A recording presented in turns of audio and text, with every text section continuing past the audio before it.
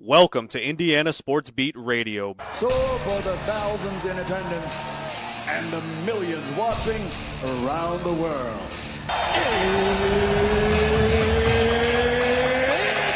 Time! Three on the way. Oh! It went in! It went in! And Indiana wins the ball game! Know your role and shut your mouth, you jabroni! Float game for the win! Ayla's gone. Goodbye. Touchdown, Indy. Woo! IU. America.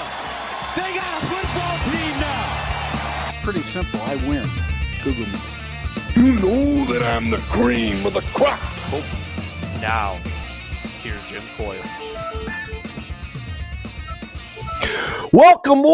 It is Monday. So glad to be here and happy to have you aboard as we're deep into the NCAA tournament with weekend one in the books. The state finals are set. There's all kinds of great things to talk about. Just that and alone, but just some superb basketball being played, fun endings, Cinderella. These teams aren't underdogs, man. They're just good basketball teams. We'll talk about that and plenty more. The Don should be joining us, Greg Rakestraw and Dustin Dopirak, as well as we've got plenty to get to on the docket today. I mentioned, of course, the NCAA as the first weekend in the books. And first day was okay. I think there was an upset or two. You had a blowout or two. And then day two, it tightened up. And then from there on, it's been Katie bar the door for the most part, baby, with just great games. The biggest beatdowns from yesterday would be Alabama, which this is no surprise. They're the highest scoring team in college basketball. They knock off Texas Tech 90-65, the number 5 seed, but they're without their best player. So there's that. Great game. One of the best games of the day.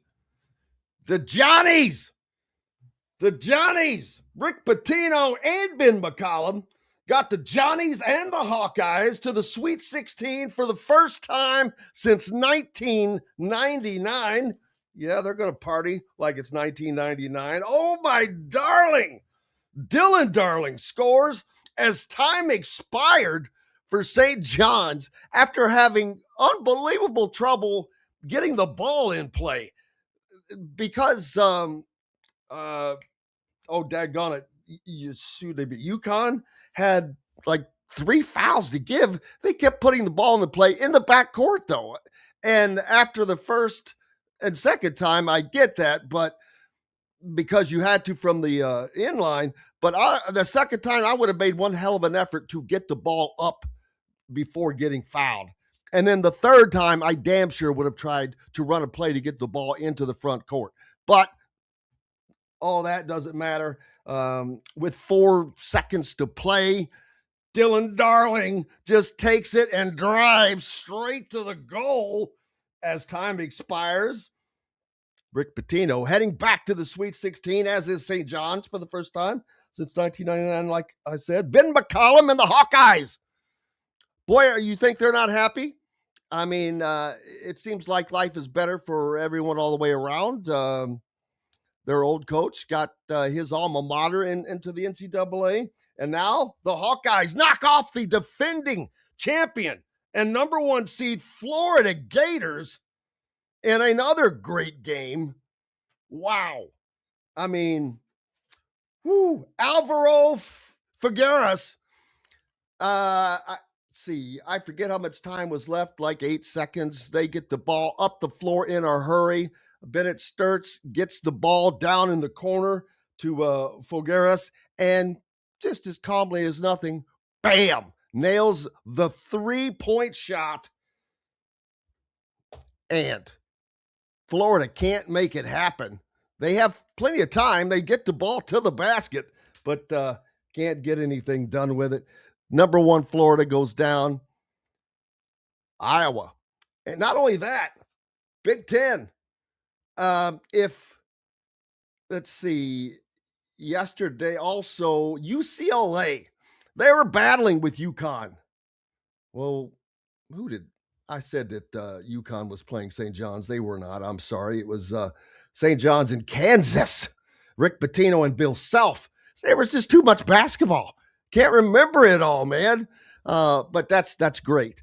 Oh yeah, what I was going to say. UCLA was battling with UConn before they faded, and of course didn't have one of their best players. But the Big Ten still, I believe, 6 teams in, or is that 7? So there's one. Purdue knocked off Miami, 79-69. They're going back to the Sweet 16. You know, they've been a 4 seed for 9 years. Sorry to rub that in, Hoosier fans, but, you know, I know what you're thinking about your last 9 years in the tournament, just getting into it twice. Well, Purdue has been a 4 seed for the last 9 years. Now, yeah, they got upset a time or two, but doesn't matter. Arizona, they get past a game. Utah State, that was a hell of a game. I mean, Utah State was battling. These are, they're just no longer upsets, people. They just, I guess they are, but man, oh man, a lot of talent out there. A lot of talent, a lot of good coaches, and what a blast. Tennessee gets by Virginia in another close game. 79-72. Man, Iowa State, they blistered Kentucky. They're relentless. Man, that is going to be what they're going to end up playing. What, Michigan State, I think. They're relentless. Oh my gosh, they made me tired just watching them play. Yo, man. And then on Saturday, Michigan, they take down St. Louis easily, 95-72. Just too much. Michigan's just too much. Duke, there's a beat down, 81-58. A lot of beat downs on Saturday. Houston beat Texas A&M, number 2 seed. That's a 1 seed, a 2 seed. Flying through. Michigan State gets past Louisville, 77-69. Texas, you want to call this an upset. 74-68. They knock off Gonzaga, the 3 seed. That's an 11-3 seed matchup. Not only that, Texas had to play their way in to the tournament. Yeah. So they've been playing since, well, did they play it Tuesday or Wednesday? I can't remember, but they've been playing nonstop and winning. So, and that's a huge win there, but I didn't have Gonzaga going on. I never believe in Gonzaga. I'm sorry, but I don't believe in. They're one of those teams that sits out up in the far Northwest that is a pretty good program, but they don't play anybody throughout the season. They play a couple non-con games, that's the best games they play all year, or a few non-con games. Seriously. That's why. I don't buy them. How about High Point? They gave Arkansas all they wanted. 94-88 Arkansas wins, but whew, High Point 31-5 on the year. Next year, when you're filling these brackets out and you see these teams from these off conferences with these big old records, you might want to believe them.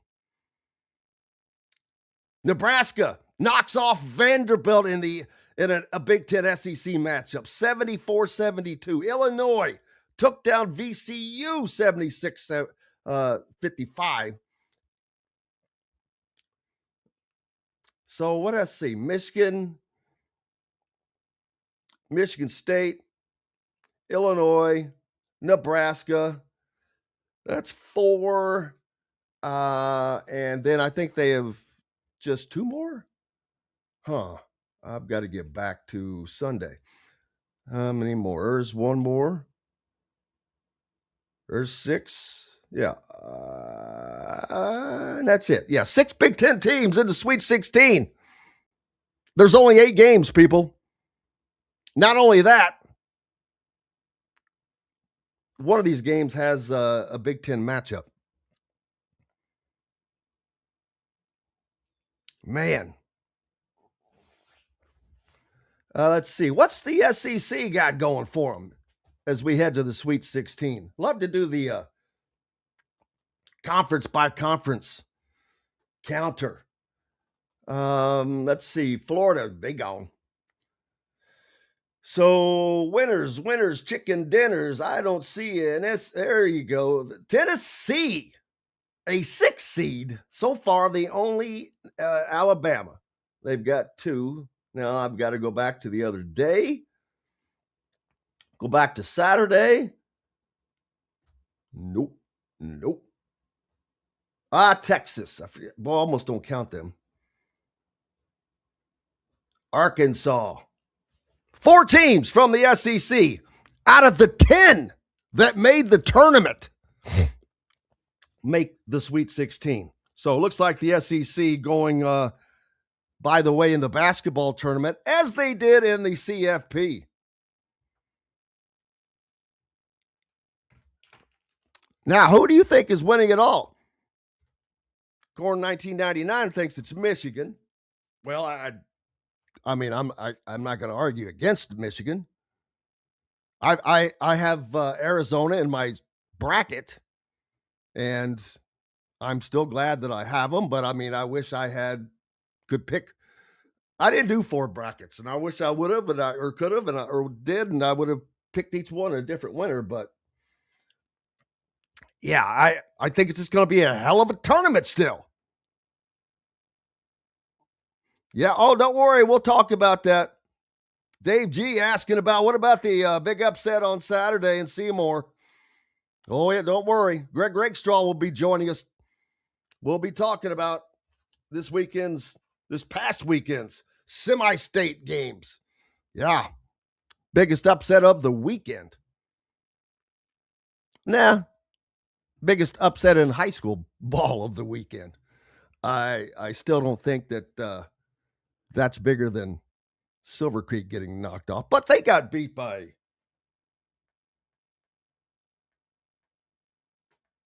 who'd they lose to? They lost to Cathedral, right? Yeah. So they it's not like they lost to some low-seeded team. Like that there's seeds, there's not. But anyway, we'll get around to that. Let's take a break. Donna, join us next. Back with more right after these messages on this opening Monday. Andy Moore Honda Bloomington has the deals for you, like great savings on the remaining 2025 Hondas. First-time buyers get more than expected. The Honda Civic and HR-V are the most popular vehicles for first-time buyers in the U.S. Andy Moore Honda Bloomington also has a quality selection of pre-certified used vehicles. And check out the selection of Andy Moore Honda Bloomington's 2026 models, like the Honda Passport, Honda CR-V Hybrid, Honda Ridgeline, and more. ISB Radio with Jim Coyle is brought to you exclusively on The Zone by Andy Moore Honda of Bloomington, Bloomington's #1 Honda dealer. If you're looking for a new home in the Indianapolis area, you need Cheryl Sizemore from Brick and Ivy Realty. Cheryl Sizemore has over 2 decades of experience, and that could be the difference in getting the home you want in today's tough housing market. Reach out to Cheryl at CherylSizemore@gmail.com or 317-701-0838. That's 317-701-0838. Let Cheryl Sizemore sell or find your new home today. Zach Browning here to tell you about an offer you simply can't pass up. If you're looking for the best coverage of Indiana football and basketball, which includes recruiting, weekly chats, podcasts, as well as access to the best national team out there, then look no further than thehoosier.com. The best part, it's just $1 for the first week. Oh, and did I mention that you get a full year of access to The Athletic when you sign up? You can't beat the coverage, and you can't beat the deal. So head over to thehoosier.com today and sign up for just $1. It'll be the best decision you ever made. Bored, Bloomington? Dave & Buster's can fix that. Eat and drink your way through our all-new menu. Play half-price games every Sunday through Thursday. Watch all your team's wins on a 40-foot screen and 30 HD TVs. And level all up with the high-flying human crane that puts you in the game. Private game suites, our exclusive arena, and more. Only at Dave & Buster's on 731 South College Mall Road. Welcome back. It is Monday, and that means a visit with our good friend, the voice of the Hoosiers and the Don of broadcasting, Don Fischer. Don, how was your weekend? I know what I bet you $1 to a dozen donuts. I know what you were doing yesterday. 9 holes worth. Yes, sir. That's on the all? golf course. Yep. Well, first of all, I was with my wife. She didn't have her clubs because we sent them to Florida early. So she didn't want to embarrass you using your own clubs, I guess. No, well, she wanted to enjoy the weather. She didn't care about the golf. So we were out there by ourselves and playing behind a foursome, and it took about 2 hours and 15 minutes. And that was enough. It was fun. It was just fun to be out and finally getting a chance to swing the golf club a little bit. And unfortunately, the things I've worked on in my basement through the winter did not help whatsoever. So it's another year of pain and all those kinds of things that you're dealing with when you don't play well. Speaking of golf, and here's some info for you to write down later when you're talking to Josh Hoover. Way back when I had Josh on the show before, I think he had committed, but it hadn't gotten here yet, whatever. And it was during COVID. So I remember when we had him on, he was in his room and we got to talking about golf. He had never played, but he started basically teaching himself to play at home. And I think I've mentioned this to you before. And then he finally gets to go out and play. And his first time, he shot an 85. Why would that shock you? He's an athlete. I know, but the first time, it doesn't shock me. It pisses me off, Don.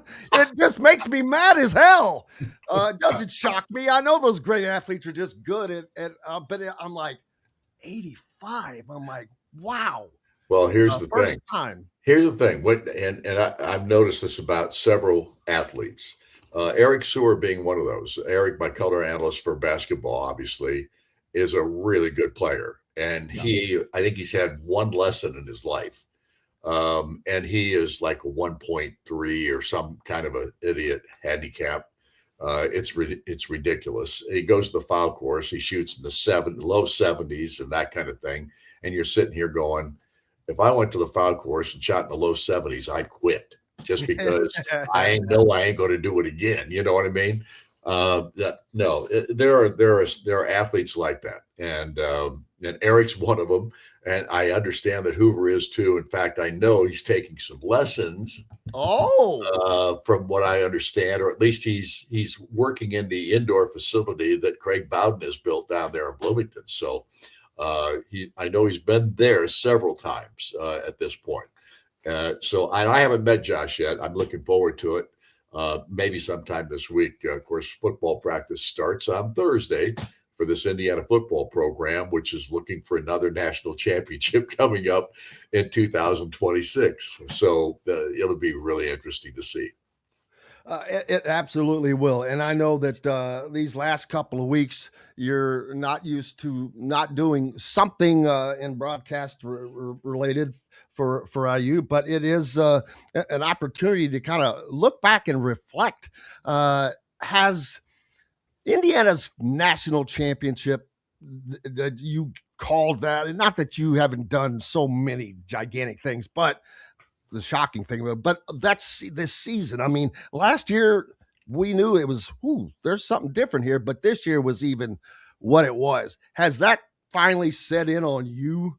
Oh, there's no doubt. I mean, from my perspective, Indiana football's never been like this. And we've had some really good years under Bill Mallory, a couple under Corso.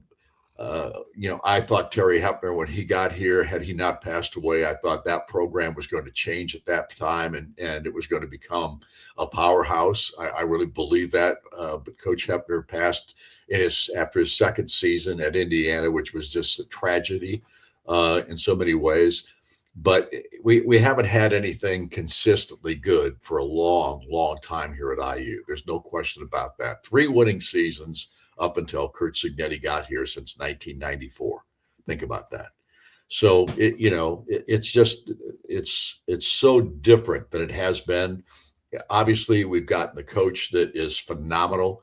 Without question, he's the only reason that this program is doing what it's doing at this juncture. And the enormity of that aspect alone is something that is astounding in my mind. And it's one of the greatest things, the greatest turnarounds in the history of college athletics, period. Nobody's done what this guy has done in 2 years period of time, winning a national championship in his second season at this level. So all I can tell you is it's with me. I know exactly what we're dealing with at this point. I believe it can happen again. I just think that's how good Cignetti is. And I'm so excited about what Indiana fans have to look forward to from a football perspective as long as this guy's Indiana's coach.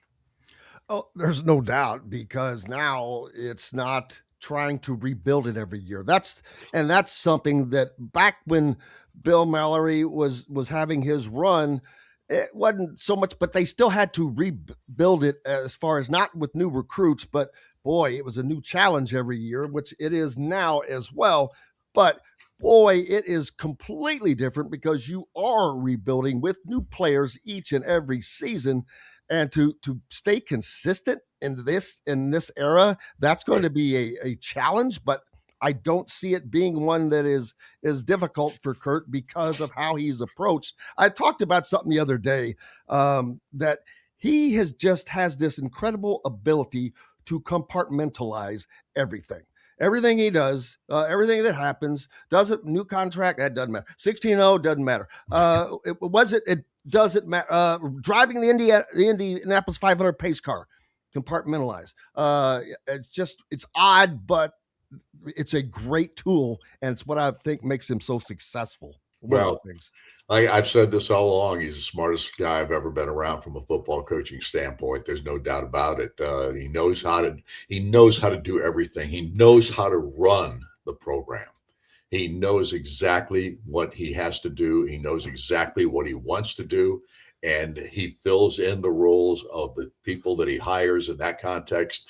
He gets what he's looking for. He's been able to keep most of his staff throughout these years of success, which is amazing in itself. And, you've got to pay those people. And thank God for Scott Dolson and what he did from an NIL perspective when it first started. The build up to that, knowing fully that it was going to become a major thing. And Scott Dolson, of course, the athletic director of the year, is honored this past week and a half ago, whenever it took place. He was honored with the AD of the Year award through that program. So, you know what? Indiana's got it going right now. And obviously, Darren DeVries gets a head start with the ending of the season for basketball. In the transfer portal, getting all that taken care of. Ryan Carr joining the program now from a basketball perspective, I think is dramatic in the help area of getting things turned around with basketball. So I just think there's so many good things going on right now with this program. I know the negative is that we're not in the NCAA tournament, which is going on right now at this juncture. But you know what? It takes time, and it's not always going to be happening overnight, which Kurt Cignetti has kind of blown that up in the sense of having done that. And it puts a little more pressure on basketball, but I'd rather have that kind of pressure than, the other kind where you're trying to bail water out of the boat, so to speak. So at this point, I think Indiana athletics is in a great shape. There's a lot of really good things going on at IU right now, and I think the early start for basketball is a real key too. I do. There's no doubt, Don, because last year they got in after, right. and again they spent probably half the time putting the staff together. So you're going in multiple different directions, right. And it was just it was, I guess, bad timing. It didn't work out for whatever reason. I don't care. I haven't really been on them. I do know that they have, and you know this as well as anybody, this staff is as good as any staff that Indiana has had for, I mean, how far back do you have to go, Don? I'm talking about the assistant coaches right down the line. Every one of them has such a great skill and is good and is proven. And Drew Adams was just recognized as one of the young top 75 up-and-comer assistant coaches in the country. Yeah, they do have a great staff. There's no question about that. Darren did a great job of putting that group together, and those guys can all recruit. They are renowned for that aspect of it. So I don't think there's any doubt Indiana's in a good place. It's not in a good place not being in the NCAA tournament. I understand that from our fans' perspective.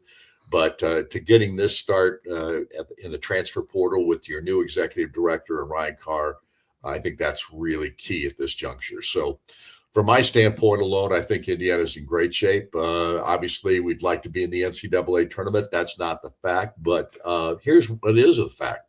The Big Ten has 6 of those 9 teams that did get a bid to the NCAA tournament. 6 of those teams are still alive in the Sweet 16, which would indicate that the Big Ten was every bit as good as people thought they were, predicted that they were one of the best conferences in the country. And I don't think there's any doubt. It's one of the toughest conferences to play in the country, too. Well, you saw Iowa take down the defending national champion and one of the number 1 seeds yesterday in Florida. And so that's one of those Big Ten teams that will be playing. There's, like you mentioned, 6. One game that will be coming up will feature, unfortunately, 2 Big Ten teams. Right. But, man, I still think I've got Michigan in my Final Four, Don. I had Michigan State in my Final Four. Actually, I did not have Michigan.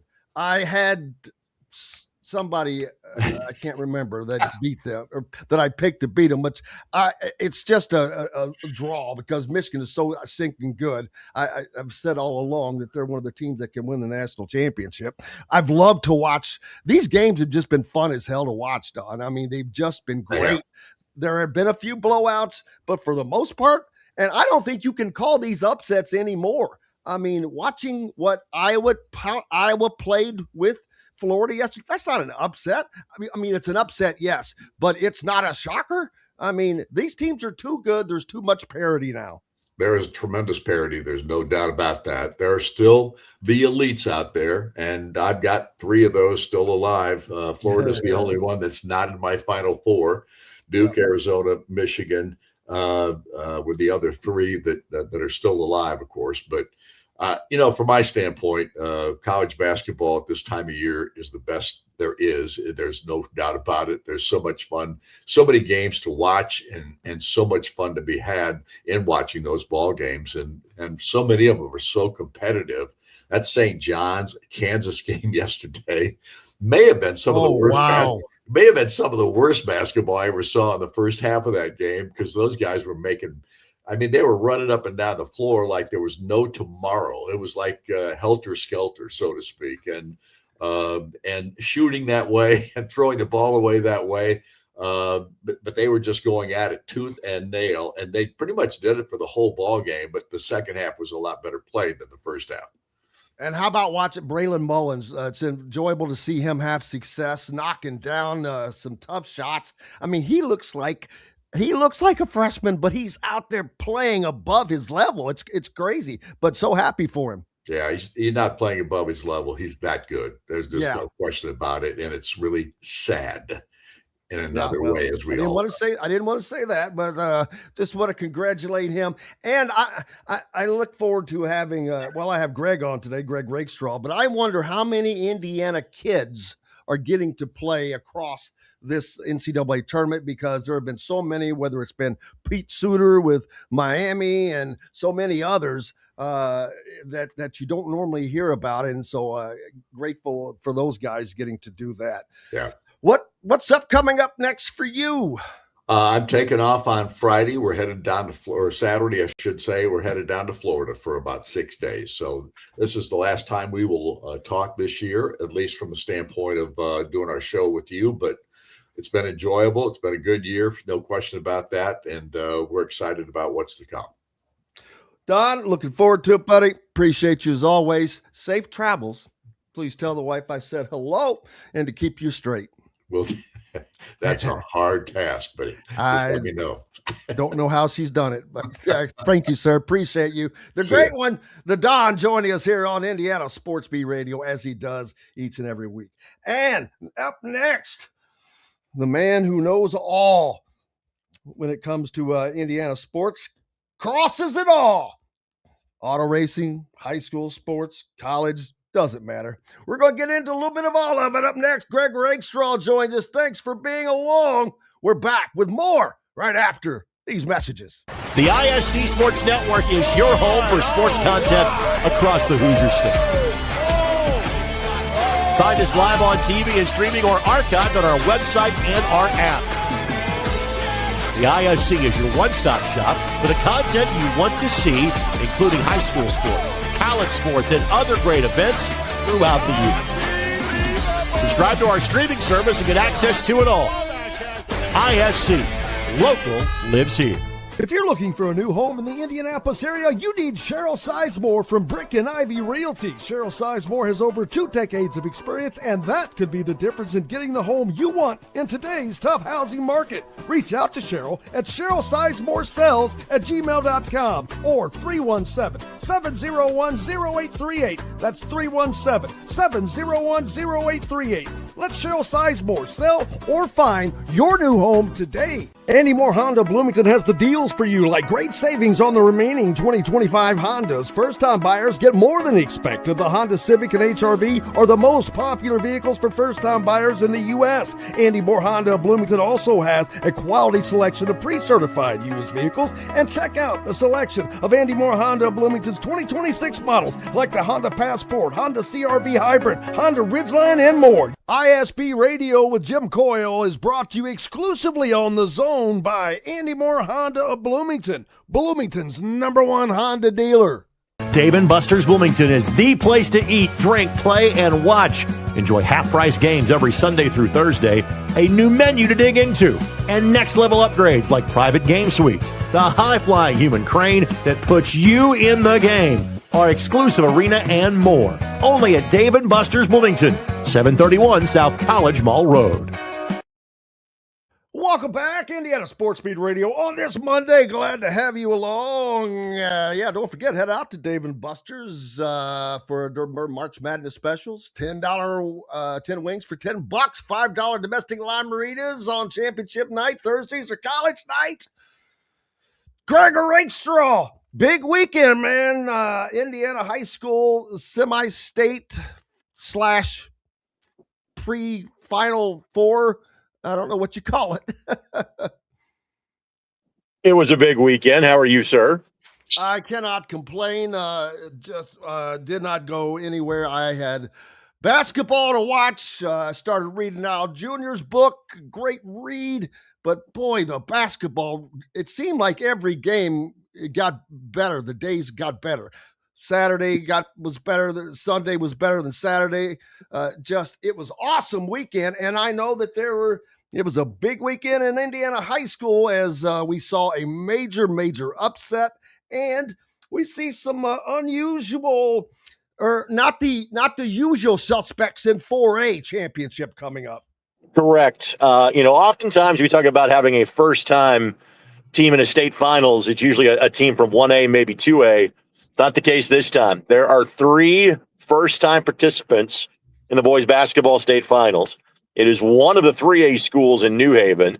It is both of the 4A schools in Crown Point. Now, frankly, when Fischer's was knocked off by Carmel, Crown Point's chances of making the state championship game improved because the last couple of years they have been the team that has been knocked out in the semi-state final by Fischer's.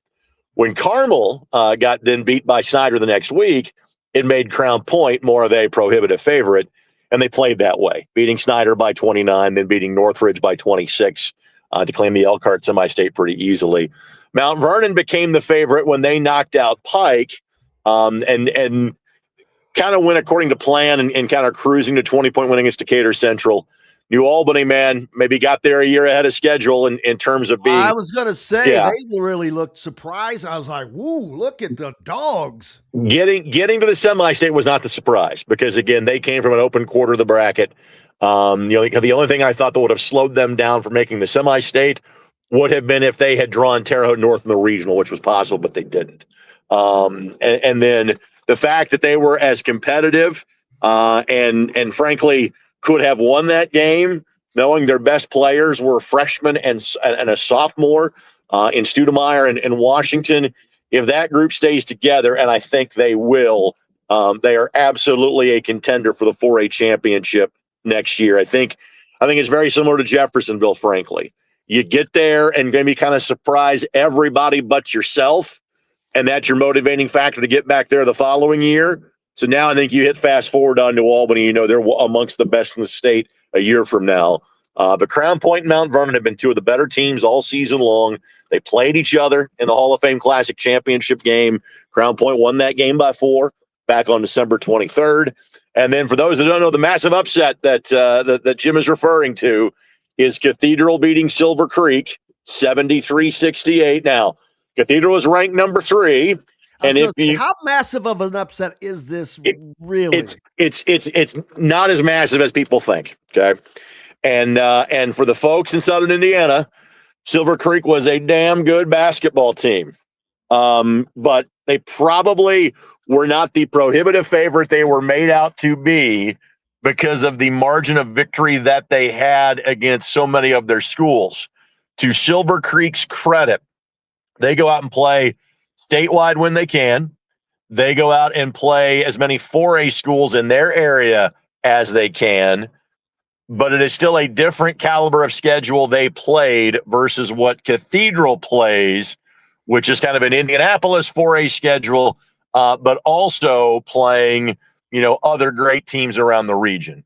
And so it is an upset, and I know that Silver Creek is a prohibitive favorite, but if you listen to me on this show and in other programs, the thing I kept saying is if there's a team that's got a chance to beat them, it's Cathedral. And that's exactly how it played out Saturday night. Yeah, and so while it's an upset, it's not massive like you said, but hey, man, that's what makes these tournaments so good. Whether we're talking about the high school or the NCAA, it makes it fun because these games are not easy, man. And at crunch time, you got to make it happen. And so, let's see, 2A, I know Park Heritage and Westview. Now, are those? I'm not familiar with those schools as much. So Park Heritage has only been around for about 6 or 7 years, and they have basically made the semi-state round at least every year. So Park Heritage is the merger of Rockville and Turkey Run not that long ago. They made the state finals in 2021. They have been one of the favorites in 2A all year. Really talented team. Trey Shelsky, Isaac Pickle, head coach is Rich Shelsky, and they have played as good of a schedule as they can play. Like, for example, they picked up a game with Ben Davis at the end of January. They have played other 4A schools because they know this is their year. The semi-state has been the stopping point for them the last 2 or 3 years, but they're a team that expects to win. Westview is a team that has gotten to the 2A finals on a regular basis, not as much lately, but 2A was like 4A, where there are about 4 or 5 teams you go, hey, I can see this permutation of results happening, and they are one of them. And so I think, Jim, it's going to be a really good game in 2A. I think it will be lovely. And as I look down to 1A, I do see a couple of, well, at least one usual suspect in Bar Reeve. I mean, do they have like permanent residents set up there? It is 2 usual suspects. Triton, it's been a while for Triton, but Triton made a habit in kind of the 2005 to 2015 range where they were kind of there on a Bar Reeve level run where you give them, 4 times in 10 years ish, in that kind of area. So these are all 4 fan bases in the morning session that have been there and done that have been to state championship games and know about it. And yes, you basically pencil in 1A. Whoever comes out of the sectional, the numbers have changed over the years, but Lagodi, Bar Reeve, North Davies, and Orleans geographically are all put into the same sectional. And if you went back and looked in the last 25 years, I would think that half of the participants in the 1A state championship game would be from that sectional, and the majority of those would be the Bar Reed Vikings. Yeah, it's you know what, they've got a program, and Correct. when you can continue to do that in this day and age, where I still think even in a high school level we're starting to see more parity. This year, case in point, look at the teams who are playing for these championships. I mean, it's great. It's new blood, new fans that get to go, and so it's going to be. I think it looks like a great setup.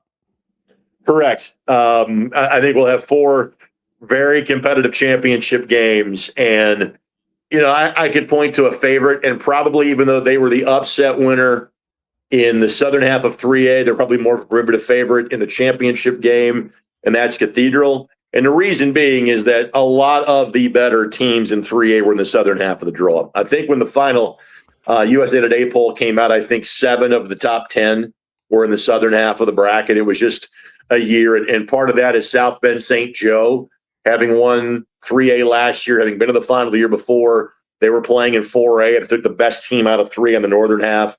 So it was really a loaded southern half of the bracket. Cathedral will be the favorite in that game. The other 3 games, I think, will be toss-ups and will be very well attended. Looking forward to that.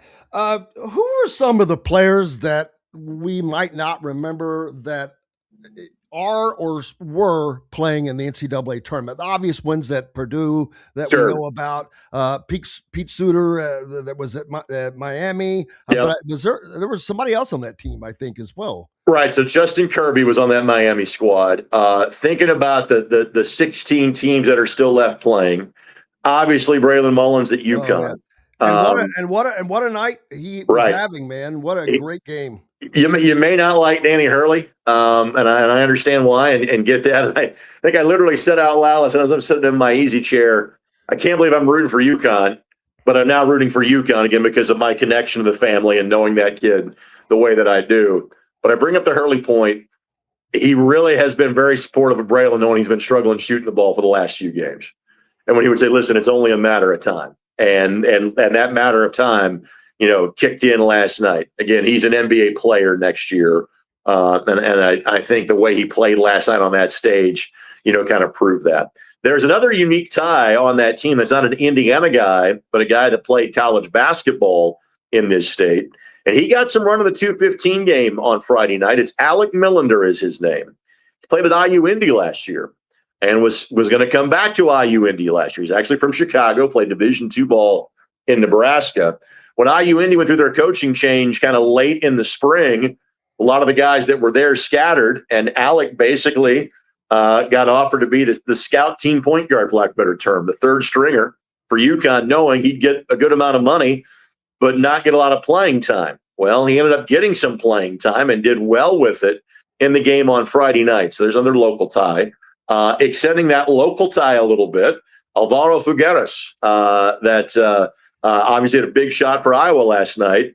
He's not from this country, as you can tell, being from Spain, but he played for Robert Morris in the Horizon League the last couple of years. So I'm very familiar with his game and saw him knock that down.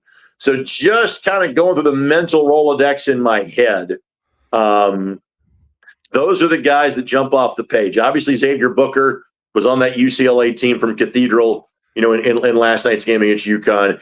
I'm sure there are others that I am spacing, but those are the ones that at least say guys who crossed my radar during their college days that we'll see for these final 16, round of 16 games.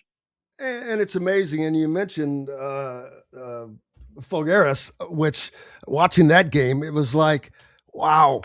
All right. So you've got a former Division II player passing to Figueres to beat the reigning national champion. Right. And they look like this is something that, okay, this is just our last play of practice. We got to knock this one down. That's just it. What I would say is this: we can lament the system as to transfer portal and as it pertains to not recruiting as many high school juniors and seniors. But frankly, what Iowa did last night, it shows you, A, it's successful and why teams do it. Now, you've got a guy that went Northwest Missouri State, Drake, Iowa, then international Robert Morris to Iowa, and Iowa's in the Sweet 16, for the first time since 1999? Is that correct? It's been the first time in 27 years. And that one of Iowa or Nebraska will be playing in the Elite Eight this year because of those two teams matching each other. So, again, there's things about it I love. I love the opportunity for guys like that, okay? And knowing Alec Millender a little bit from UConn, I'm happy the coin that he's got in his pocket because he made a little at IU Indy. He didn't make that level of money at IU Indy. I am happy for those kids. I still hate the fact that, again, I know that most every Horizon League team that I saw this year will look completely different next year. I'm still trying to weigh those two in my head, if you will. Yeah, it's been fun to watch these different guys go to different places. But the thing I really love most is guys like Bennett Sturts and Fogueras, who these guys were playing in Division II or wherever at different levels, and now not only are they competing with, but it's sometimes beating the best of the best. Yep, and correct. That is that part I like. Yep, agreed. Agree with that wholeheartedly. And the parity is. It's funny because a lot of times when we're seeing that, it's because they've lost a better player to somebody else, but yet they end up filling them in with a more team-like player. Well, I would say this: it's parity amongst the power conferences. It's not parity across the board. For a second consecutive year, there's not really a mid-major that's still playing. And given how tilted the system is. But there's only 16 teams left, so that's pretty damn good out of 350. Understood. But you're still narrowing the field of those that have a chance to make that sort of second weekend run. That had always been kind of the storyline of, say, this 3 days of the block of time from the end of Sunday that we tip it off Thursday. Hey, it's Florida Gulf Coast. Hey, it's Valparaiso. Hey, it's St. Peter's. They would be kind of the darlings of that week. And then by the time we got to the Final Four, it's okay. This is the heavyweights. This is the blue bloods. Let's see it.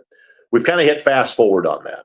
Now, Iowa and Nebraska will both be great stories because of Nebraska having never won a tournament game until this year, because of Iowa being a long time since they have had that level of success. And yes, the Big Ten should stick its chest out about having 6 of the 16 teams remaining in the field. That is very much something the Big Ten should be all about bragging. But what the lowest remaining seed is Texas. I'm not exactly getting all giddy or goosebumps about Texas being the Cinderella underdog story. And frankly, I hope Purdue puts them away pretty quickly on Thursday night. Well, we'll see. We'll certainly see. Someone is mentioning, just ask me where it was. I lost it. Something about the Fischer's coach leaving to go coach in Iowa for Keith Smart. I don't know what that Fisher's means. high school is the program that he is going to. And I can tell you there's a pretty good dollar amount that is behind that. And it's going to be largely just coaching and not both coaching and teaching. So again, it's almost the same debate that we just had, Jim. Is he going now? Where is he going to? Is he going to the AJ DeBansic team club? That's your level of basketball and not mine. Frankly, once they leave here, I don't care. Right. What I would say is that again, it's the same debate that I have. I'm happy for him that he's doing better financially. I hate the fact that he leaves. And so. Yes, that and obviously there is a spillover effect there. Now you can kind of draw your own conclusion. What does that mean for Jason Gardner returning to Fisher's for his senior year? Frankly, what does that mean for Cooper Zachary returning to Fisher's for his senior year? But what was a great 6-year run and a remarkable 3-year run of 83-3, 2 state championship games, 1 state championship. Now you kind of hit the reset button of that program. Well, yeah, we'll certainly see how that goes. But obviously looking forward to what's coming up next for you. Obviously, the State Finals weekend of the year, baby. Are you doing all 4 games? Which it's 4 games instead of 6. Just the last 2. So the 3 and 4A championship games will be me. You got the honey and tea going beforehand. How do you prep for Brother? that? It's the only 2 games I got this week. We're golden. We're in great shape. So knock on wood, I have made it through the basketball season. I think from a high school standpoint, this will be games 54 and 55 for me to finish out the year. I have not counted college games. I'll have that for you when I'm on the show next week. I'll figure out exactly how many total games between college and high school I'm doing for my basketball season. But the road ends for me as of Saturday. Well, and congrats to you, by the way, for your latest award. Thank you. This one was from the IHSA? Close. The IIAAA. It's from the Indiana Interscholastic Athletic Administrators Association. It's a lot of vowels and a lot of letters. Basically, I've never heard of that one. It is the Indiana Association of Athletic Directors, is what it is. Gotcha. And so they give 6 distinguished service awards for those who are not in the education athletics business, but those that have contributed from the outside of the business. And so I was one of the 6 district winners that was honored last night at their annual banquet. So thank you for that. I appreciate that. Oh, no, you much deserved, man. Much deserved. Hardest working man in Indiana, the state of Indiana sports, no doubt. Indy off last weekend as they're getting close. I know that that's not here just yet, but we're getting closer and closer. The month of May, man, we're 6 weeks away. And then boom, there's that. So nonstop, but they were off last weekend. A little reset after having 3 different winners. So wonder if Alex Pillow will get back to the front. He's got a good chance because they're back in action this week and they're going to Alabama. So for those of you that are somewhat familiar with the IndyCar schedule, that event has typically been kind of mid to late April. They have bumped that forward now. And so this is the only event between now and April the 19th. IndyCar, and frankly, NASCAR does this too, tries to steer clear of Easter weekend. Yeah. And this year it's also Final Four weekend on both the women's and the men's side. Then you also steer clear of Masters weekend by taking the next weekend off. So it's part of the reason why, and again, there are so many little things that are adding up to be great things for the IndyCar series. So how they handle the schedule is great. You have action 3 straight weeks. Boom, boom, boom. You take the first week of the NCAA tournament off when everybody is so focused on basketball. You come back next week, you run a 1:00 race. Well, the last 2 Elite 8 games usually are late afternoon and early evening. So timing-wise, that's perfect. Take off Easter weekend, take off Masters weekend, then you run one of your other biggest races the weekend after that in terms of the Grand Prix of Long Beach. So the IndyCar series continues to do all these small and little things well that are adding up to more overall success. So IndyCar is back this week, and because they are in Alabama at Barber Motorsports Park, if it's a permanent road course, you can have the discussion of Alex Pillow versus the field and not be making a bad choice if you take Alex Pillow.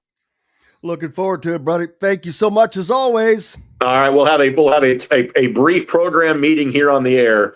I have to change my schedule next week. So, Jim, I have a surprise for you next week on the show. A cliffhanger as to when I make my appearance on the program next week. All right. Cannot wait. I'm excited. Appreciate you, my friends. Have a great week and a great weekend. See you, buddy. Thank you, sir. Greg Rakestraw, more coming up right after these messages. The ISC Sports Network is your home for sports content across the Hoosier State. Find us live on TV and streaming or archived on our website and our app. The ISC is your one-stop shop for the content you want to see, including high school sports, college sports, and other great events throughout the year. Subscribe to our streaming service and get access to it all. ISC. Local lives here.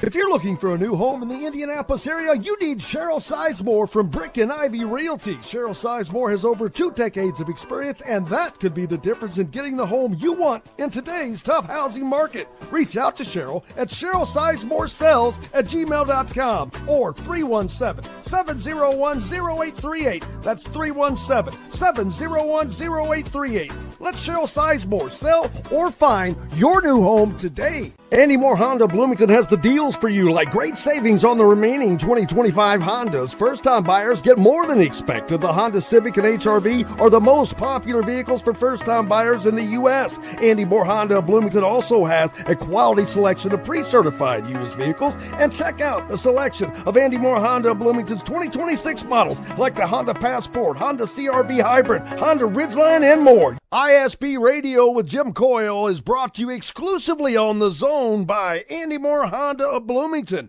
Bloomington's #1 Honda dealer. Dave & Buster's Bloomington is the place to eat, drink, play, and watch. Enjoy half-price games every Sunday through Thursday, a new menu to dig into, and next-level upgrades like private game suites, the high-flying human crane that puts you in the game, our exclusive arena, and more. Only at Dave & Buster's Bloomington, 731 South College Mall Road. Welcome back, Indiana Sports Beat Radio on this Monday. Glad to have you along for the ride, and glad to be here.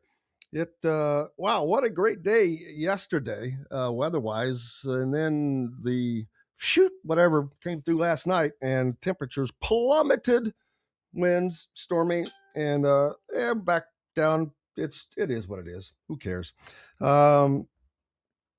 But what a fun weekend of basketball all the way around.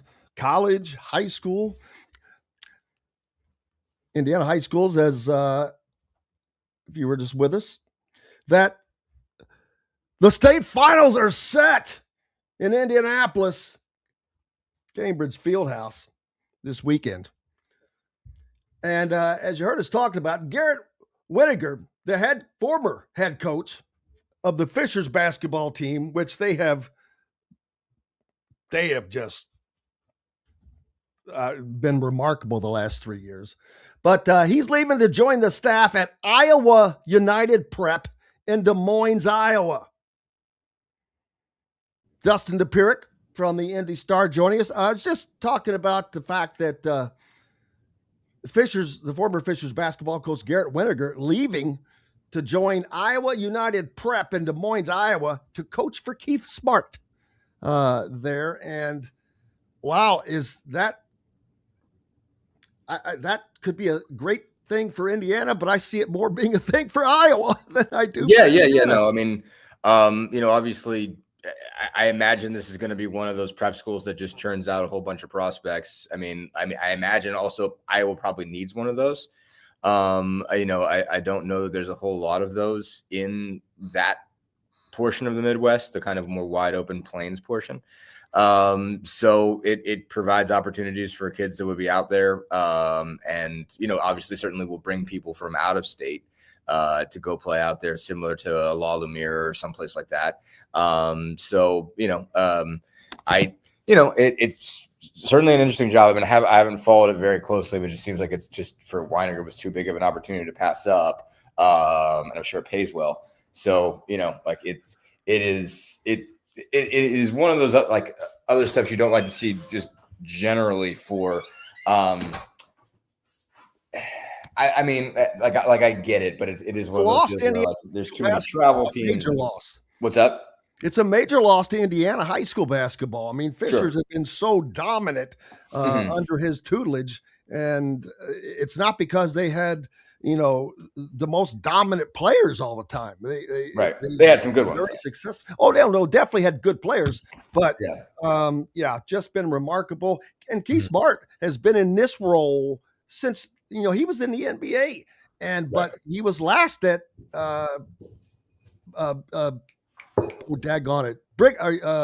Utah, Utah prep with AJ DeBanza, no less.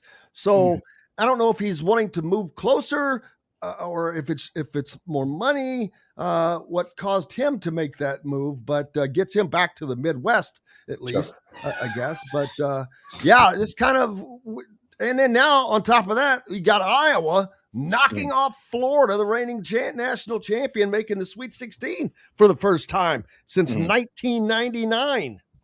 All seems to be coming together for Ben McCollum. Yeah.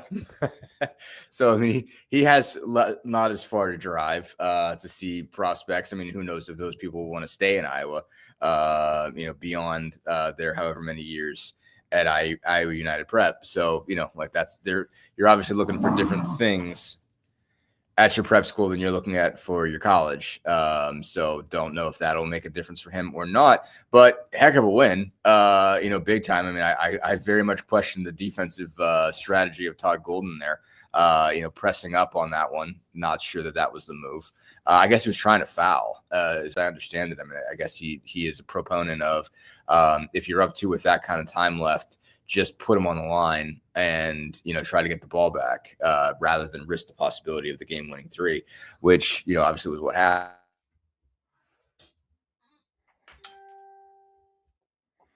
Dustin Dopirak with the Indy Star with us, Pacers beat writer, but our all-around sports guru. We're talking some NCAA action from yesterday right now. Iowa making it back to the Sweet 16, first time since 1999. Rick Pitino and the Johnnies of St. John's going back after a huge win over Bill Self in Kansas and Derek Peterson.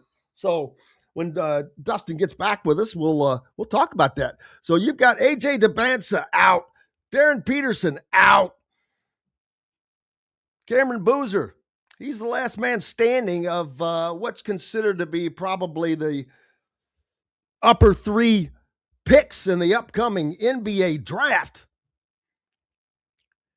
I can't wait till Dustin gets back because I still don't know which one it would be a better selection for the Pacers. I don't know. Dustin, as you're rejoining us, I was just talking about, AJ DeBansa is out of the tournament now. Darren Peterson now out of the tournament after yesterday's loss to Rick Pitino and the St. John or the Johnnies. Cameron Boozer, the only guy left. But what have you gotten to see much of those 2 guys play here in this tournament? Yeah, I've caught part of it. I had to leave the house for something yesterday for during the second half of or like the last 10 minutes of St. John's, Kansas. So I didn't see all of that. Saw a good bit of DeBance's game. Saw a good bit of Peterson's first game. Caught a good bit of Duke Siena to see Boozer as well. I mean, I would say the good thing for the Pacers is that, and it's difficult for everybody else, is the Pacers don't need whoever they pick to be their franchise player. Like that, certainly you'd like that to be the possibility that whoever this is the guy is kind of Halliburton's main running mate 5 years from now, when you start to see Pascal Siakam start to hit an age where he's not as productive as he is right now. But this guy, whoever they get right now, is, like his first job is to be kind of not the last piece, but like a secondary piece for a team that wants to go win a championship. So the idea of it being DeBansa or Peterson is you're looking at them right now, right out of the gate being a bench guy, being somebody that comes off and is the kind of lead scoring wing on that second unit, where you can, you would start Andrew Nembhard and Aaron Nesmith again, and you sort of age into the point where this person's the guy. Now, how are those players going to feel about it? That's an interesting question. But I mean, if you're one of them, you at least know that you're looking at an established team. Like I did have a lot of people, people sort of talking on Twitter of like, well, these guys, they score in isolation so much. Isn't this going to be a similar situation to Benedict Mathurin? And that's possible. But I do think one thing that's different is that when Mathurin was drafted, I mean, he was the highest, player the Pacers had taken since Rick Smits in 1988. And whoever this would be also the highest taken player they've had since Smith's in '88. But in that case, Matherin was coming aboard to a team that was 25-57 and hadn't established itself. Like they didn't know who they were going to be. This group clearly took a gap year. If you're DeBonsa or you're Peterson, you've seen how good Halliburton is. You've seen him lead them to game. The last time you saw Tyrese Halliburton, he was in Game 7, or at least last time you saw him playing basketball. So, you're looking at it and saying, okay, like this is an established team. I'm expected to win. I'm expected to go in there and win. I'm not expected to go in there and be the best player and be the guy that they're building around. I'm another piece to what they've already built. So you have to think like you at least understand that there are established alpha figures already, and you're not supposed to go in there and be the guy. You're supposed to go there and be someone who fits. And in that case, I think they can make their play styles fit. Because I do think they'll be willing to be, run and transition guys, catch and shoot guys who play on the wing, guys who don't have to be ball dominant, because there's already somebody to do that. In each of their cases, but especially in DeBonsa's, there wasn't a lot of other offensive options. I mean, especially once Richie Saunders got hurt for BYU, it was like basically like a my turn, your turn thing with between Robert Wright and AJ DeBonsa. And that was about it. It wasn't super complicated. Nobody was letting DeBonsa get out and run. He was facing double teams so often in terms of just guys blitzing him and him being forced to, and a lot of times he just held on to the ball until somebody went away, and just sort of dribbled through it or whatever. And I think if you change the scenario to where Halliburton's getting all the attention defensively, and you're getting more opportunities where you're just going, you just have a one-on-one shot, or the ball finds you where you have space because it's moving the other teams in transition. I don't think they're going to be opposed to that. I think they're going to be like, let's just do this, let's just go. And I think they're going to be effective in that. So either one of those guys, I think, is a fine fit. And Boozer's just a fantastic player. I mean, I think it's going to be a weird way for him to fit in for, I don't know if you can put Siakam, Boozer, and Zubac on the floor all at the same time. I think that's too many guys that are kind of slower, Siakam can run, so take that part back. But guys who really like posting up, and enjoy playing out of that kind of situation. Is that going to slow the whole situation too much? Maybe. But I think Boozer's a guy who's going to find a way. I mean, just the intellect really stands out to me. He didn't play really well in that Siena game, I didn't think. Especially from an offensive standpoint, it looked like he wasn't sure what to do with that Siena zone. But he just rebounded the ball. He was fantastic on the glass, and Duke was in general, and that's a big reason why they won that game. Is they just out-athleted and outsized Siena, which is what you're supposed to do. But I could see it working out for any of those three guys. I mean, I think Jake Fischer, a reporter who works with Mark Stein, said that basically there are, rival execs don't think it's out of the question that Boozer is going to be, that Boozer could be the number one pick for Indiana. That seems a little odd for me, just again, because of the fit. But I mean, he had such a fantastic season, and he is so game ready. The argument for that is you need a guy that's going to be ready to step up and go win right now. And Boozer's ready to step up and go win right now. Out of anybody that is sort of mentally ready to be a rotation guy the day he walks in the door, it's Boozer. He's just so polished for a freshman. It's incredible. And, the other guys are talented, and I think Peterson's pretty polished. I think the DeBonsa's getting there as far as being polished. He needs to shoot the ball better. But I think that's something that can come along with time, especially and with catch and shoot opportunity that doesn't get right now, because now he's shooting over people and shooting off the bounce all the time. I think he can turn into a guy that really shoots. But Boozer can do whatever you want him to do right now. And I don't know if he's going to.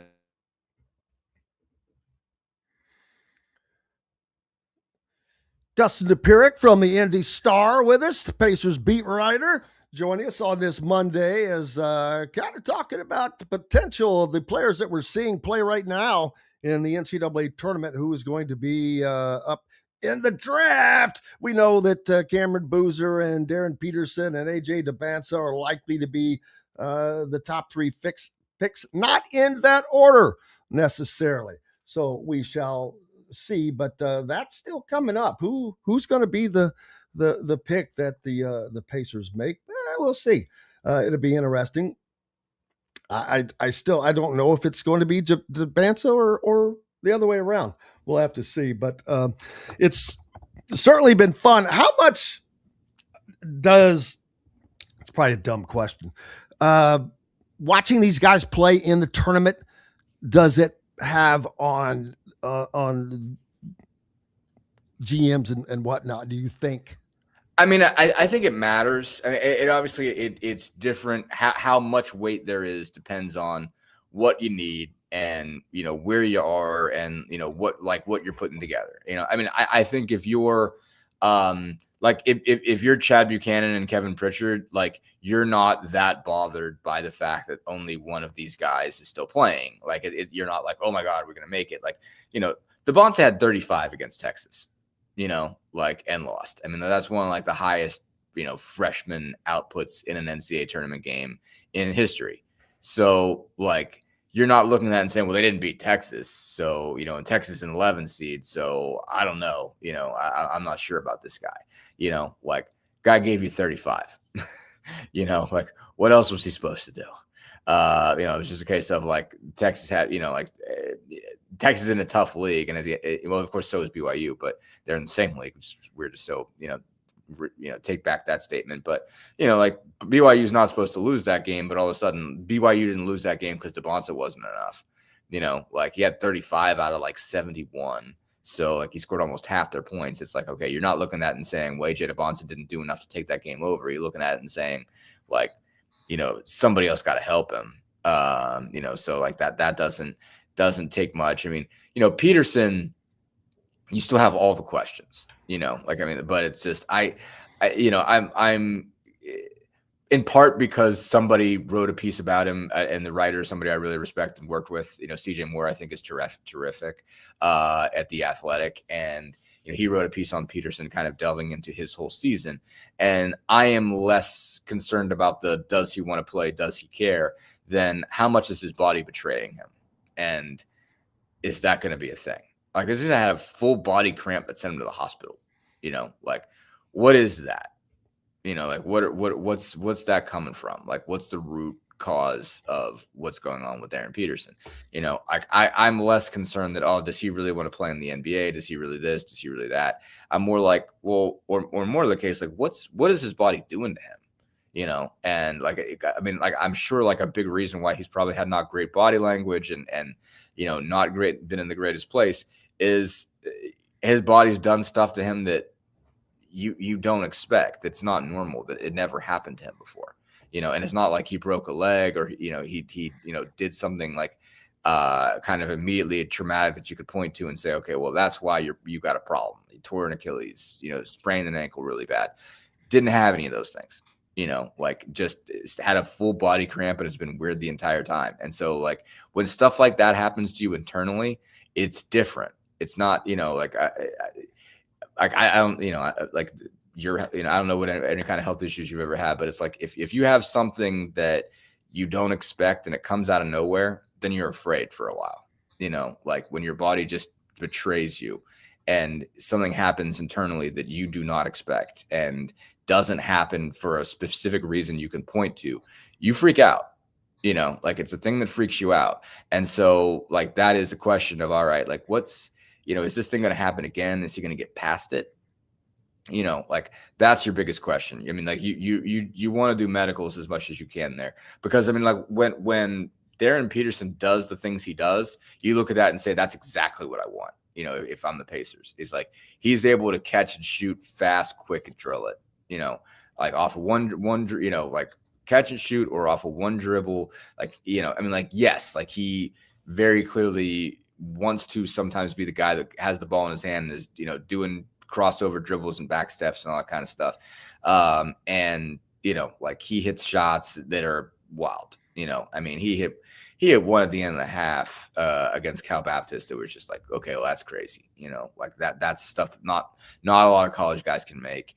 And you throw that in the Pacers offense and it works. It really, works. So, but you don't want to swing and miss on this either. You know, like you don't want to take Peterson. No, you cannot. No, the Pacers cannot do that without question. Dustin Dopirak with the Indy Star, the Pacers beat writer, with us right now, talking about the potential draft picks for the Pacers coming up as they are rolling through the schedule. In a negative way. Well, in a negative, positive way. Right. Was it two negatives or equal positive, right? Something like that. Yeah, something sometimes. Like that. I don't even know how it goes. But if you're looking at the standings, 15 They're and dead 56. last. They got a solid 2-game lead? 21% win percentage. Yeah, it's bad. Gotta love it, baby. It's Dustin bad. Dopirak with us. We'll take a quick break. Got lots more coming up. Glad to have you along on this Monday. Jim Coyle back with more right after these messages. Andy Moore Honda Bloomington has the deals for you, like great savings on the remaining 2025 Hondas. First-time buyers get more than expected. The Honda Civic and HR-V are the most popular vehicles for first-time buyers in the U.S. Andy Moore Honda Bloomington also has a quality selection of pre-certified used vehicles. And check out the selection of Andy Moore Honda Bloomington's 2026 models, like the Honda Passport, Honda CR-V Hybrid, Honda Ridgeline, and more. ISB Radio with Jim Coyle is brought to you exclusively on The Zone by Andy Moore Honda of Bloomington, Bloomington's #1 Honda dealer. If you're looking for a new home in the Indianapolis area, you need Cheryl Sizemore from Brick and Ivy Realty. Cheryl Sizemore has over 2 decades of experience, and that could be the difference in getting the home you want in today's tough housing market. Reach out to Cheryl at CherylSizemoreSells@gmail.com or 317-701-0838. That's 317-701-0838. Let Cheryl Sizemore sell or find your new home today. Zach Browning here to tell you about an offer you simply can't pass up. If you're looking for the best coverage of Indiana football and basketball, which includes recruiting, weekly chats, podcasts, as well as access to the best national team out there, then look no further than thehoosier.com. The best part, it's just $1 for the first week. Oh, and did I mention that you get a full year of access to The Athletic when you sign up? You can't beat the coverage, and you can't beat the deal. So head over to thehoosier.com today and sign up for just $1. It'll be the best decision you ever made. Bored, Bloomington? Dave and Buster's can fix that. Eat and drink your way through our all-new menu. Play half-price games every Sunday through Thursday. Watch all your team's wins on a 40-foot screen and 30 HD TVs. And level up with the high-flying human crane that puts you in the game. Private game suites, our exclusive arena, and more. Only at Dave & Buster's on 731 South College Mall Road. Welcome back, Indiana Sports Beat Radio on this Monday. Glad to have you along for the ride. Glad to be here, and glad to have Dustin Dopirak from the Indy Star. Did you get to watch much of the NCAA tournament? I know you're busy doing your own thing. I did, and I'm not as busy as I would ordinarily be because I didn't go to San Antonio and I didn't go to Orlando. So, and this could be considered research. I mean, yeah, well, I mean, it is to a certain extent. I mean, like we did go to, I did go to see Boozer and Devonsa up close. It is obviously the biggest point of interest at this point. Especially Vija Zubac is now out for the year, with fractured rib.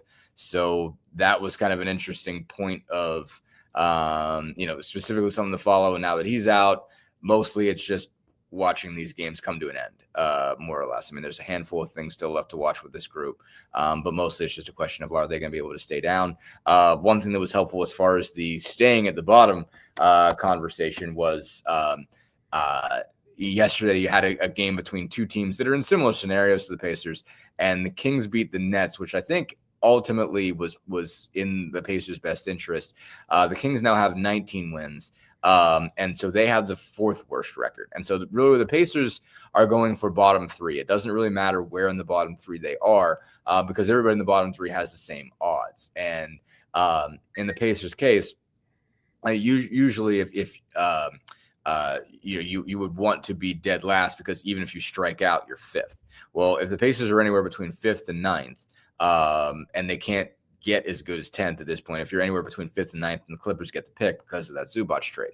So all the Pacers don't have to be dead last. Like it doesn't do them any more good to be dead last than it does to be third. No sense in quitting now.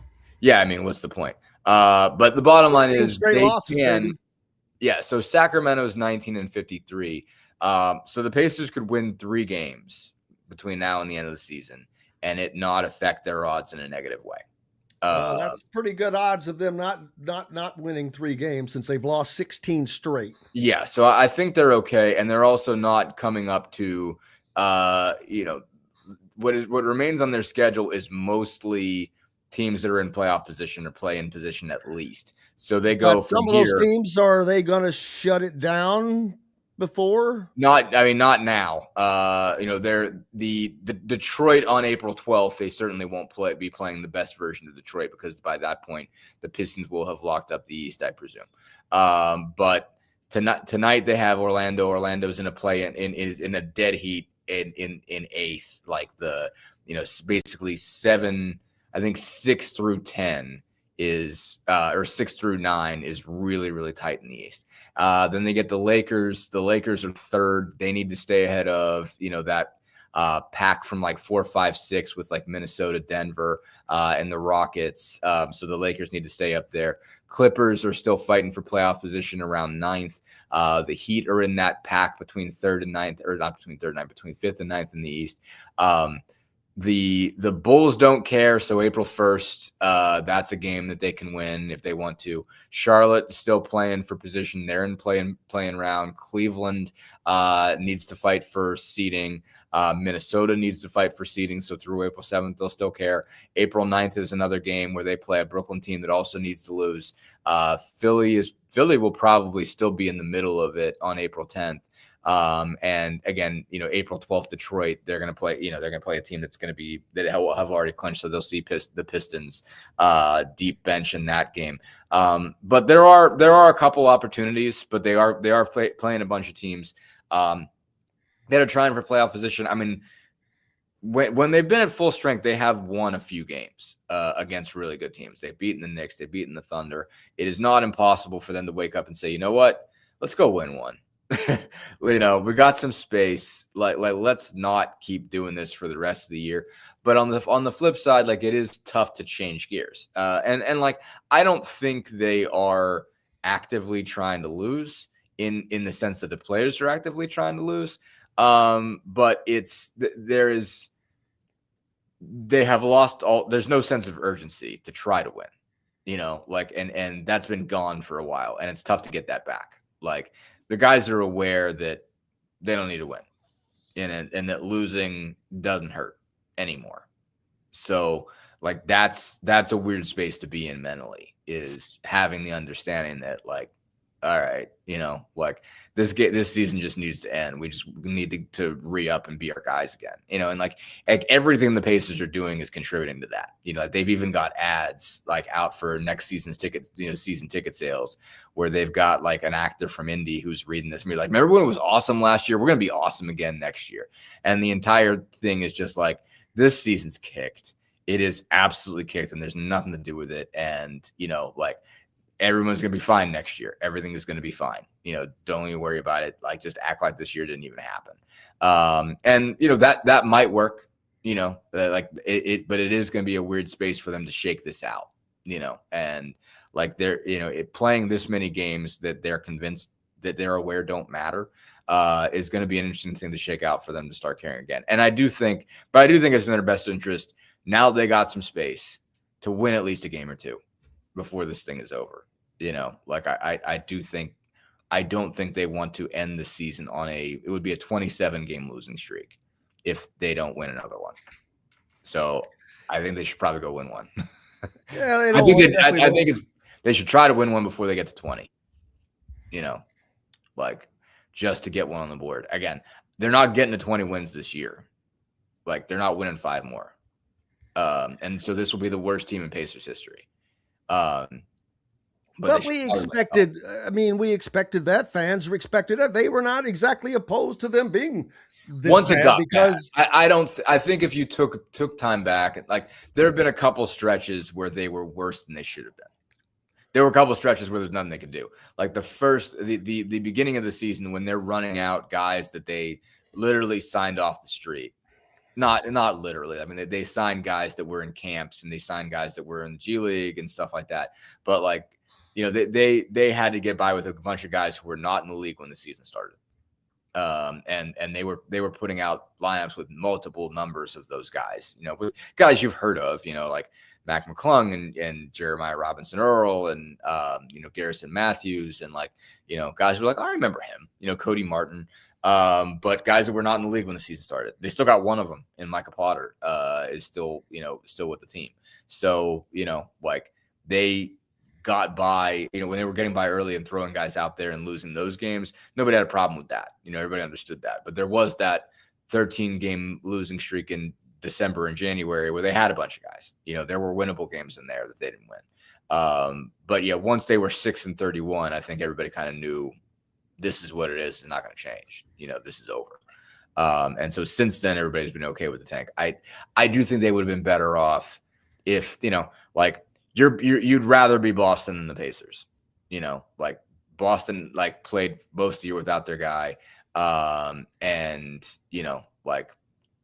Boston played most of the year without their guy and, Tatum's back, but they won and they're in second place and in the East. And so, I mean, they lost a dumb game last night to Minnesota. They didn't play very well, but the Celtics are in a great spot when you can deal with that kind of injury and win. You're better off. The Pacers, would be better, but they also got hurt a lot at the beginning of the year. And there was no, because it wasn't just Halliburton, it was also, it was McConnell and then it was Nembhard and then it was Mathurin and then it was Toppin and then it was Nesmith. It's they never really got an opportunity to get right and, be right. So, I mean, there is an understanding that this is what it is, but can't get right. What's up? Can't get right. No. So one of my favorite characters in the movie Life. Can't get right. Yep. Eddie Murphy movie. How's your bracket doing? Not terrible. Oh, not great. Not terrible. Here's what I don't understand. I'm looking at mine right now. In 3 of the 4 brackets, I went 9-4. I mean 9-3. Yeah. Out of the 12 games. One, I went 6-6. But I'm in the bottom. I'm wow. So everybody else is. What do you got? What's your final 4, Jen? I have Michigan State, Arizona, and I had Florida. They gone. And who was my other? Michigan. Do I have Tennessee State still? I had Michigan getting knocked out. No, I picked Michigan over Iowa State. So that means you got Michigan in your final 4. Yeah. I didn't think I did that. Maybe I do have Michigan State, Arizona, and I had Florida. Okay. That was it. So I still have 3 active or potential active, but I've got no shot here. I'm in the bottom. I'm wow. Yeah. But it's fun. I don't care. I had a blast watching these games. I didn't pick Nebraska. I didn't have faith in Nebraska. I just didn't. And I thought they'd win the first game. I gave too much faith to Vanderbilt. I probably I probably was I don't know. I thought the SEC had a pretty good year and but I mean, first off, that was literally the ball was up in the air and if that thing goes down, it's a different story. The guy had the bank right and just didn't stay in. But if Michigan, who plays Alabama next, and Iowa State, who plays Tennessee, get to meet, that could just be a brutal fist fight. I mean, defensively, Iowa State is so fun to watch. They make you so tired just watching them. Right. And Michigan is one of the top defensive teams in all of college basketball. Right. So Michigan can also really score. A hell of a – there's some great games. They have been so – again, I keep going back to it, Dustin. The parity in college athletics now is at its zenith. And how important is coaching? Look at the coaches that are left. Otzelberger, whether people like it or not, Kelvin Sampson, Brad Underwood, Ben McCollum, Fred Patino. Hoiberg, Yep. Patino, Shire. Dusty May, Mm. John Shire. Izzo. Nate Oates is good, but he's a little slime ball, but he's still good. Tommy Lloyd, Calipari. I don't like him either, but damn it, you cannot argue with success. Right. Tom Izzo, Danny Hurley, Matt Painter, and your favorite and mine, Mr. Sean Miller. Yeah. But 80% of those are like elite coaches. Yeah. Yeah. There's not a lot of guys who haven't won. It's not like even Ben McCollum, like the McCollum Hoiberg game is, one of two guys that are like highly respected that just, certainly if you've been watching closely, you know how good those coaches are. But yeah, no, I mean, but most of these guys are pretty established and have, Rick Barnes done some good things, are established guys, and there's a lot of veteran guys, that are making it here. And so, yeah, it's a heck of a tournament. And it's weird. I mean, there's certainly this discussion of like the end of Cinderella, and like whether like basically like High Point was the best team that moved on, and like you don't have anybody that's the lowest seeded team, or highest numbered seeded team that's in this thing is Texas. So like you have 1-10 and over, and it's Texas. So it's like, okay, well, what's that even mean? But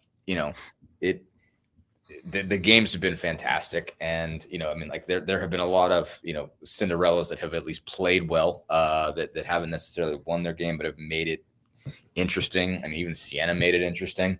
Well, and I think something that we've seen, I mentioned this earlier, but the teams like St. Louis that you don't High Point, who 31, that you don't think that you think are building up their roster or their records by not being in a higher league. Well, you better start taking those teams over those teams in the bottom of the Power Four conferences. Look what St. Louis did to Georgia. I mean, treated them like an elementary school team. It was brutal. But then they get up against Michigan, and you can see there's just a difference.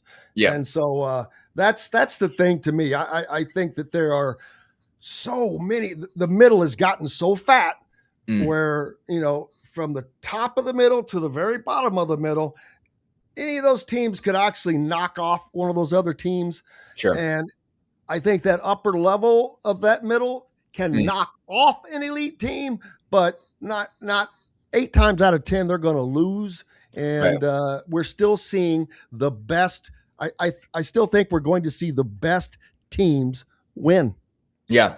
Yeah. No, I mean, it does seem to be happening more like there does seem to be a cream rise this point to it. I think Todd Golden, I saw this popping around on Twitter that I thought he made a pretty good point, was that he said, like, it does seem that even though the game is so spaced out, and maybe it's because they're paying money for these guys or whatever, but like teams are leaning into, the bigger teams are leaning into size and leaning into, like just taking the ball down the paint and scoring on people and removing the level of volatility. Because I mean, even though the game, especially at its higher levels, is based more on spacing and shooting and all 5 guys being able to shoot it, the way to put teams away that are athletically inferior to you is to pound it at them. And that more elite teams are embracing that, especially when they're dealing with smaller teams, is sort of leaning into the advantage of just being bigger than you and and leaning into that strength and sort of, leaning into your big guys, putting a bunch of big dudes out there, where it's not like a big guy and 4 guys who can shoot, it's like Michigan just putting a ton of size out there. And, I think there's something to be said for that, basically the bigger teams are taking away the opportunity for lower seeded teams to just outshoot them. That basically to have a situation where you can have a bad shooting night and then lose it.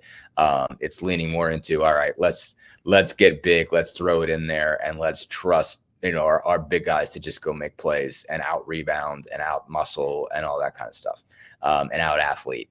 And so I think that's happening more and more, is that there definitely seems to be a situation where these games get close, and you really see the size stand out at that point. They dial it up on defense. They are more, they value the basketball more, and they value getting the ball inside more. These power conference teams, and that eventually wins them a lot of these games, because they're taking out, they are taking fewer chances, and they're not sitting there and believing, okay, well, we'll make a shot eventually. Like, no, they're like, forget that. Let's just, throw the ball in the paint, and we're going to outlast you, and then make plays on defense to keep the ball away from the rim. And it seems like it's working, and it does seem like it's heading toward, like it was all number ones last year. I think it could be all 1s and a 2 this year. I think it could easily be. I think Michigan. I'll be surprised to see Michigan or Arizona lose. I mean, Arizona took a wall up against Utah State in the second half of that game yesterday, but Arizona looks good. Arizona and Michigan could be something in the semis, and Arizona and Michigan could be something else, and that could be wild. That game. Yes, that could be the game we haven't seen. That could be the game of the time. That could be the game of the tournament and beyond. Dustin Dopirak with the Indy Star. Make sure you're giving him a follow, keeping up with all of his content covering the Pacers. Appreciate you, my friend. Thank you, Jim. You betcha. Dustin Dopirak join us. More coming up here on Indiana Sports Beat Radio. We're back with it and more right after this quick break. Dave & Buster's Bloomington is the place to eat, drink, play, and watch. Enjoy half-price games Sunday through Thursday, plus a new menu and next-level upgrades like private game suites and the high-flying human crane. Only at Dave & Buster's Bloomington on South College Mall Road. Zach Browning here to tell you about an offer you simply can't pass up. If you're looking for the best coverage of Indiana football and basketball, which includes recruiting, weekly chats, podcasts, as well as access to the best national team out there, then look no further than thehoosier.com. The best part, it's just $1 for the first week. Oh, and did I mention that you get a full year of access to The Athletic when you sign up? You can't beat the coverage, and you can't beat the deal. So head over to thehoosier.com today and sign up for just $1. It'll be the best decision you ever made. You're looking for a new home in the Indianapolis area? You need Cheryl Sizemore from Brick and Ivy Realty. Cheryl Sizemore has over 2 decades of experience, and that could be the difference in getting the home you want in today's tough housing market. Reach out to Cheryl at CherylSizemoreSells@gmail.com or 317-701-0838. That's 317-701-0838. Let Cheryl Sizemore sell or find your new home today. Andy Moore Honda Bloomington has the deals for you, like great savings on the remaining 2025 Hondas. First-time buyers get more than expected. The Honda Civic and HR-V are the most popular vehicles for first-time buyers in the U.S. Andy Moore Honda Bloomington also has a quality selection of pre-certified used vehicles. And check out the selection of Andy Moore Honda Bloomington's 2026 models, like the Honda Passport, Honda CR-V Hybrid, Honda Ridgeline, and more. ISB Radio with Jim Coyle is brought to you exclusively on The Zone by Andy Moore Honda of Bloomington, Bloomington's #1 Honda dealer. Bored, Bloomington? Dave & Buster's can fix that. Eat and drink your way through our new menu. Play half-price games every Sunday through Thursday. Watch your teams on the big screen and level it all up with the high-flying human crane. Private game suites and more, only at 731 South College Mall Road. Welcome back, Indiana Sports Beat Radio on this Monday. Glad to have you along for the ride as we just finished up the first weekend of the 2026 men's NCAA tournament. And man, oh man, was it a fun one with more great games on the horizon. But Kentucky goes down to an unbelievable Iowa State team. Oh my gosh. Like I said, they're ferocious. That is Kentucky's worst tournament loss since 1972.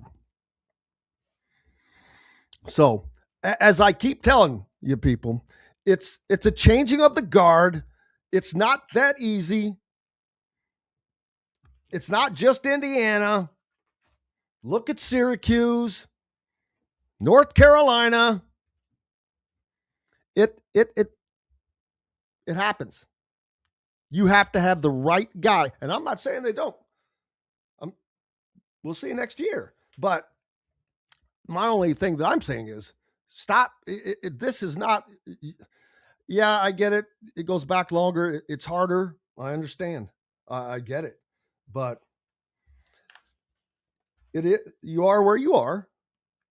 Now, go forward. I think that you're in a good position. Now, the portal opens on April the 7th. That is 3 days after the championship game, something like that. And open for a few weeks. Doesn't mean you have to have all of those guys, but you have to go into the portal then. That doesn't mean they're going to get them all signed by then. But that is what is next up for the Hoosiers. Kentucky coach Mark Pope spent the weekend questioning some of the numbers that were attached to this season's team. On Sunday, there was one that they couldn't wipe out. 19-point loss to Iowa State. So, and John Calipari, whom they basically ran out of town. What's he doing? He's got the money at Arkansas, but he's obviously, I don't like him, but he's had a ton of success. Now, he usually does that with great players, and hey, does that make him a dummy? Nope. But Kentucky fans, be careful what you wish for. I'm sure they're feeling they're not happy at all. It's the same thing over there. It's the same thing at North Carolina, like I said. It's a different age, man, and I do think that Indiana will get it right. But as I talked earlier about the teams that are left in the Final Four, look at the coaches. Look at these coaches. Not all 16 of them, but damn, most of them. Let's see. I'm going to wait until I get to one that I don't consider elite. There's one. So out of the 8 teams, the first 8 teams I look for, only one has a coach that I do not consider elite, and that is Sean Miller at Texas, although he's been very successful. Now, on the other end of the bracket, Brad Underwood. Let's see. 1, 2, 3, 4, 5.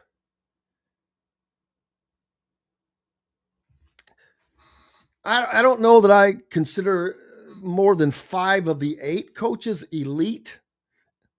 Yet you can't consider them elite, but the ones that I'm not considering elite, first of all, start with Ben McCollum at Iowa. He's doing a hell of a job, and they're on their way to having a hell of a season. Does not make him an elite coach yet. Fred Hoiberg, okay, took you a long time, so he does not go into the elite category just by winning their first tournament game. And Nate Oates, been very successful, but hadn't done anything, and very, very, the players he'll put on the floor doesn't matter.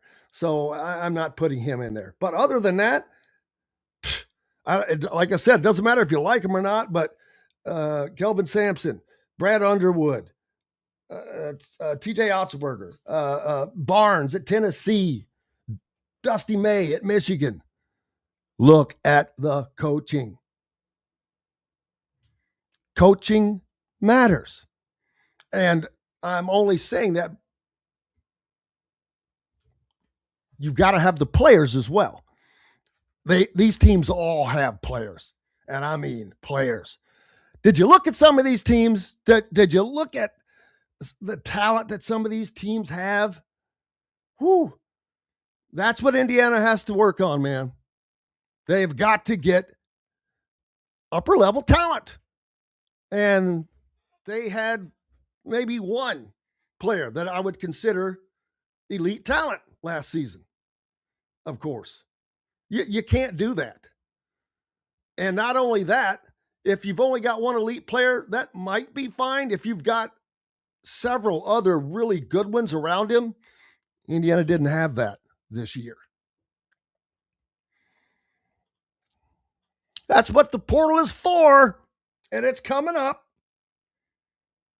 And I have no doubts that the pressure of, I hate to use the pressure. I don't know that I can't pretend what somebody else feels to know what somebody else feels. I know that they all know the seriousness of it, even though they just got here. I know Scott Dolson knows the seriousness of it,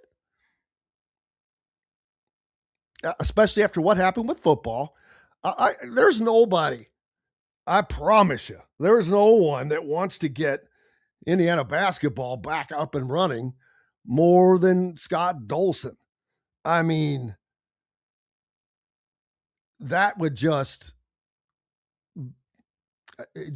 he could just ride off into the sunset. Hey, he probably could right now, but man, you get that back alongside with where football's going. And I don't know that they even have to be competing for a national championship, because the fans are there. They're going to explode when this team gets back to being a competitive team in the elite status. And I think that they will. I really do. And that does not mean winning a national title next year for them. It does not mean going to the Final Four. It means being competitive. It means competing in the upper level of the Big Ten, and that's what I think they'll do.